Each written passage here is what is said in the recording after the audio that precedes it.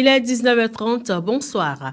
Après environ un mois de travail, les 4 experts internationaux commis pour auditer le fichier électoral ont rendu public les premières conclusions de leur travail. L'exercice s'est tenu hier mardi à Cotonou. En premier lieu, un séminaire de restitution a été fait à huis clos. Cette première rencontre a connu la participation de la Sénat, de la NIP, des partis politiques, des ministères concernés et de la Cour constitutionnelle. En deuxième lieu, Ronsa Maloudan Gembi, chef de l'équipe des experts, et Jean-Baptiste Elias, président du comité de pilotage, ont animé une conférence de presse le même jour.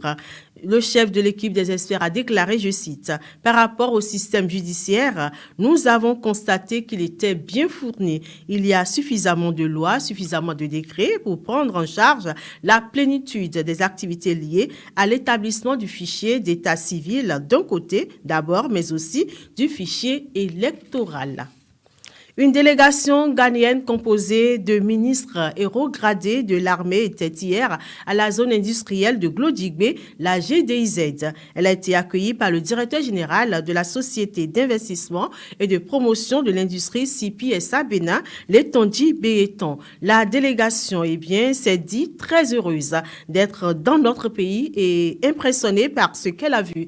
Tout cela a été réalisé en moins de 4 ans. Nous avons vu beaucoup d'employés, des machines très moderne. Nous sommes très impressionnés, a affirmé le ministre ghanéen de l'Intérieur, Muntaka Mbarak.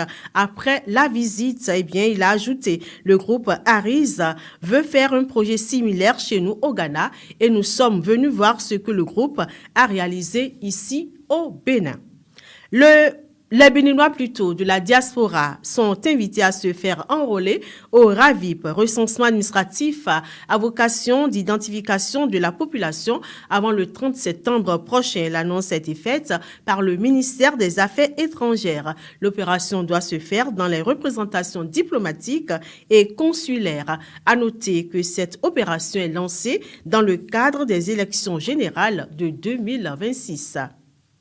Hors du Bénin, l'émissaire du président américain Steve Witkoff et le président russe ont tenu une rencontre aujourd'hui, mercredi. La rencontre s'est achevée cet après-midi après 3 heures de discussion. D'après le conseiller diplomatique du président russe Yuri Ushakov, ce fut une conversation très utile et constructive. Toujours selon ce dernier, la Russie avait envoyé certains signaux sur le dossier ukrainien. L'émissaire du président Donald Trump, Steve Witkoff, pour les missions de paix, avait déjà rencontré à plusieurs reprises le président russe Vladimir Poutine par rapport à la guerre en Ukraine. Il faut ajouter que l'ultimatum donné par les États-Unis à la Russie pour mettre fin à l'offensive arrive à terme vendredi prochain, 8 août 2025.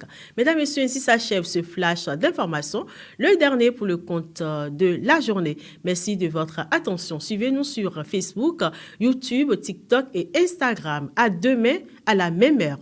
Que Dieu nous garde.